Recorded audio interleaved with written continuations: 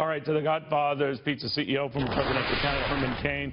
What is he doing thinking of that? I guess a campaign can be suspended, doesn't mean it's over, but he's throwing out that possibility, I guess.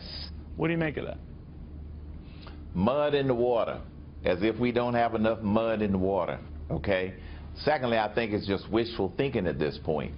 I believe that the voters who vote in the Republican primaries have spoken, and all of the anticipation that some miracle is going to happen is simply not going to happen. I'm not hearing that, you're not hearing that, and it's not happening. I think it's muddying the water along with all of the other noise out there about what's going on in this campaign, along with the anti-Trump, never-Trump movement.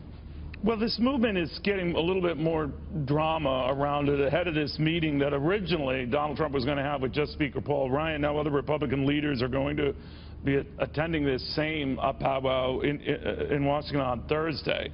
Mr. Trump saying, tweeting out, Herman, I look forward very much to meeting with Paul Ryan and the GOP party leadership on Thursday. Together, we will beat the Dems at all levels. So he is trying to step back, not say anything that would rile these guys. I assume these guys not saying anything to rile him. But what do you make of whether they can ease the friction that's pretty apparent?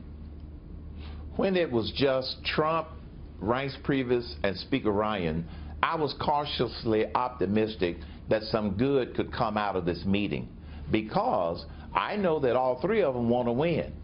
And if they focus on the big issues, the issues that are going to make the biggest difference in the future of this country, I think they will come to common ground. It's all of the political noise that's getting some of the senators and the other members of Congress distracted and nervous, because many of them are running for re-election. My advice to them is, okay, help clear up some of the perceptions that make you nervous. Because if you look at the perceptions about Donald Trump that have been planted out there, they are without justification. Well, he planted some of them, Herman, in his own right. I mean, yes, he did. The pivoting on Cruz, and I tried to clarify.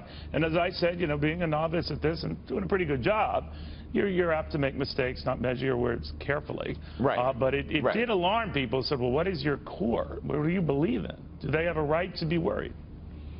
No, they don't have a right to be worried. Let's go back to the core.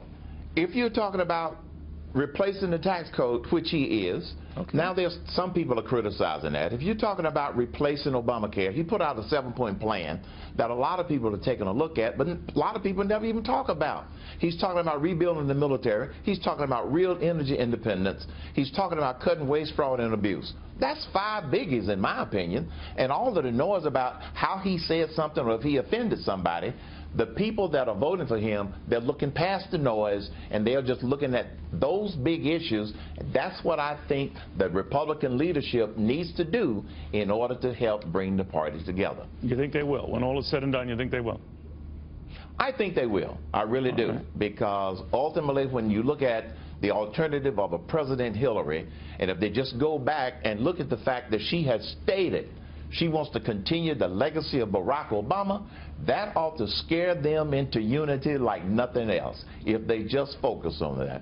All right, Herman, we'll watch closely. Always good chatting with you, my friend. Herman Cain. Thanks, Neil.